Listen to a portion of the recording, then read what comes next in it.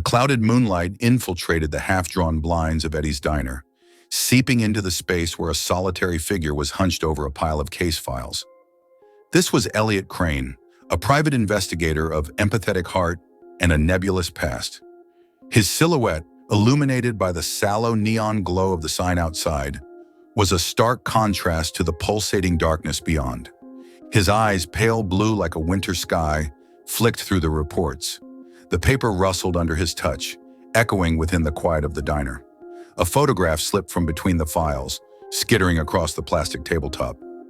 The image was that of an abstract painting, a cosmic mosaic with symbols indecipherable and haunting, last seen in the possession of an elusive art dealer in South Haven, Mississippi. Elliot ran his fingers across his stubbled chin, lost in the labyrinth of his thoughts. He was a vessel, filled to the brim with the indelible ink of past traumas. Each word he read, each image he perceived, stirred these shadows within him, calling forth beasts of memory that prowled his mind. "Dawn will be here soon, Elliot," murmured Betty, the night shift waitress, her voice a melodic rustle in the diner's stillness. Her observation wasn't merely of the time, but a gentle inquiry into his well-being. The town knew Elliot, and Elliot knew its people. His empathy was a two-way street, absorbing their concerns while giving comfort. "I reckon so, Betty," he replied with a soft smile, stirring sugar into his cooling coffee, the spoon clinking against the porcelain mug. His gaze lingered on the photograph.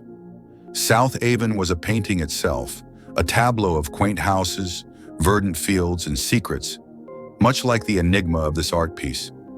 In the following days, he plunged into the depths of South Haven's underbelly, navigating the murmurs of art auctions and uncanny disappearances. His meetings with the locals were warm exchanges of pleasantries and information, a dance of trust and disclosure. His inquiries led him time and again to the local police station, a weathered edifice whispering tales of justice and corruption alike. The station was a gatekeeper of South Haven's lesser-known narratives, its records holding secrets like a Pandora's box. As the week folded into itself, he found himself standing before the police station, its somber walls casting long, grim shadows. The painting in the photograph burned in his mind, its mysterious allure pulling him into a vortex of questions, his PTSD intertwining with the creeping sense of unknown terror. It was a dread that went beyond human comprehension, one that tugged at the frayed edges of his sanity, and yet was insidiously captivating. He took a deep breath, the Mississippi air thick with the scent of impending rain and dormant stories. "Tomorrow," he murmured to himself, the word a promise to the night, a pledge to the concealed art, and a vow to his seeking soul. With that, he turned, leaving the silhouette of the station against the burgeoning dawn, an omen of the labyrinthine journey that awaited him. The slow dance of cosmic horror had just begun. Beneath the early morning sun, the police station of South Haven stood tall and unyielding, an obelisk against the cloud-marbled sky. Its stone facade bore the weight of hidden narratives, each brick whispering tales of duty and deceit. As he approached the austere building, he felt an electric anticipation thrumming through his veins, a blend of anxiety and exhilaration that quickened his heartbeat.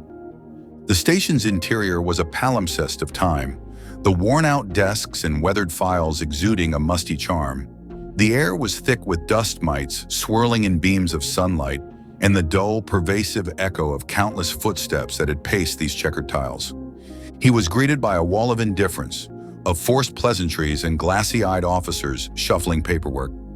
Amidst this orchestrated ennui, the figure of the chief was a cold monolith, a man of formidable years with a gaze that was a frozen lake, seemingly calm yet withholding unfathomable depths. "Chief," Elliot offered, the name spilling from his lips like an uneasy truce.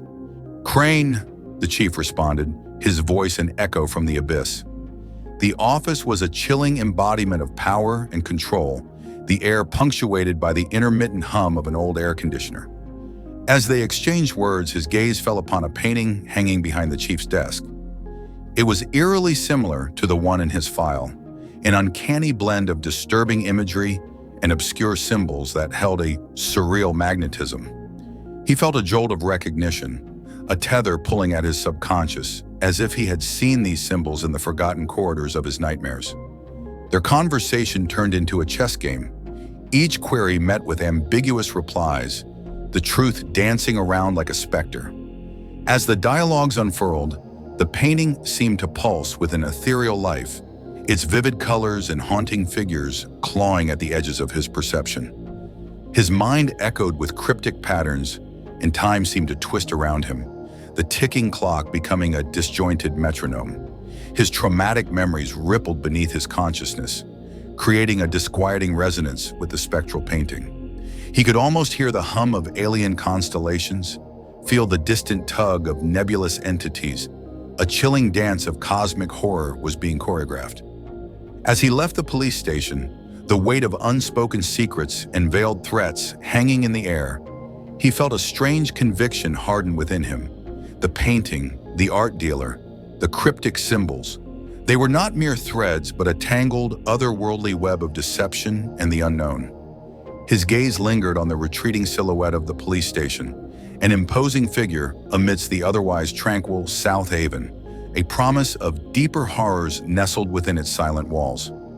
The art was not a mere canvas of colors and shapes.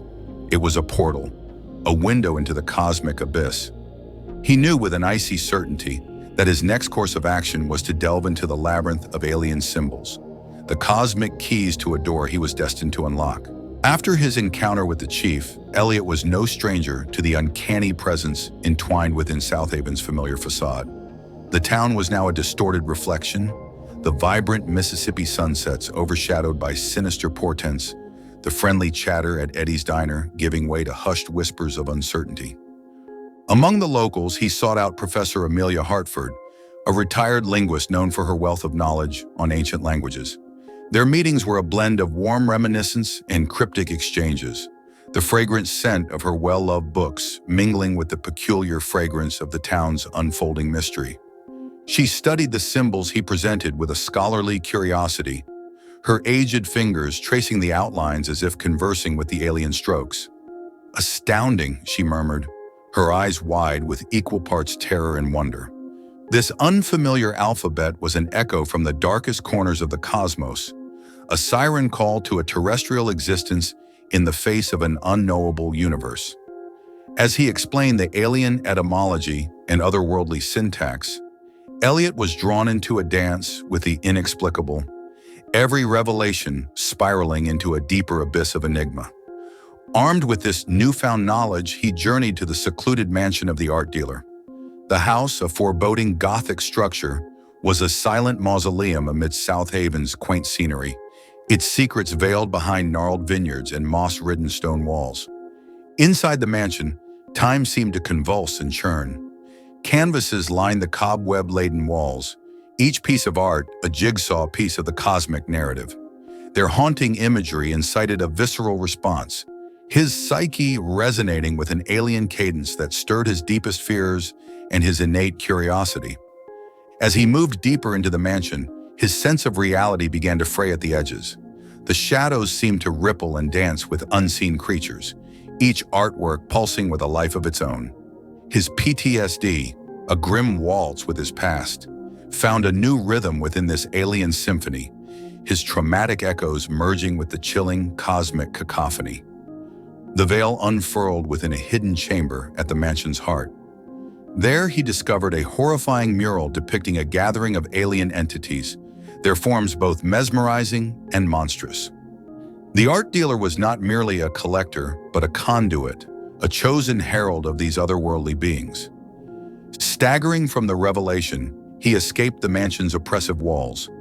The evening sky of South Haven, no longer a comforting canopy, but a stark reminder of the extraterrestrial horror lurking within the familiar.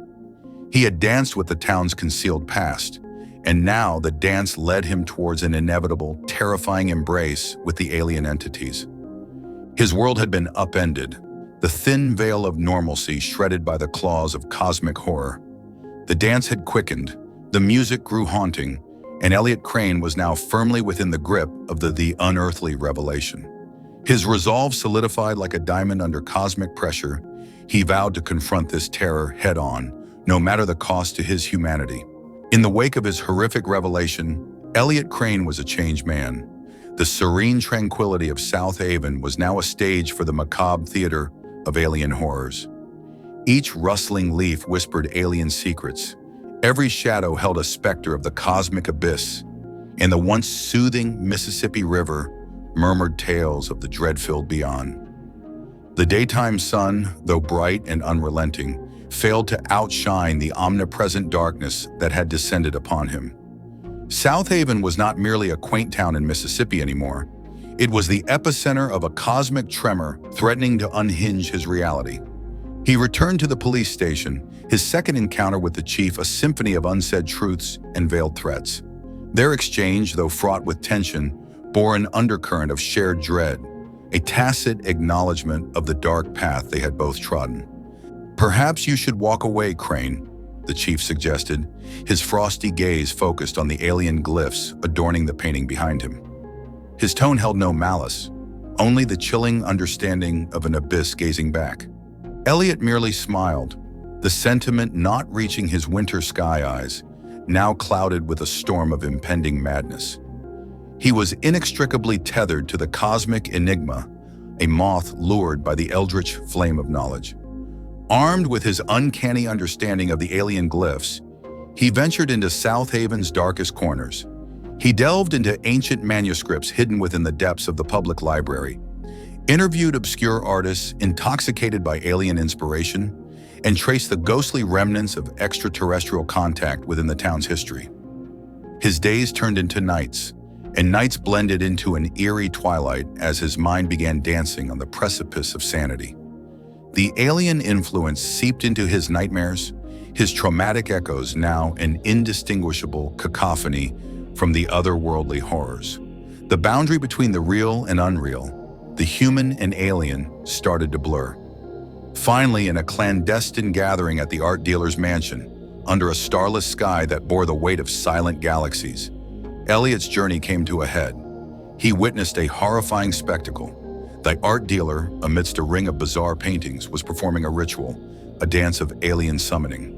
The air crackled with ethereal energy, the alien symbols lighting up like constellations birthed from an unearthly realm.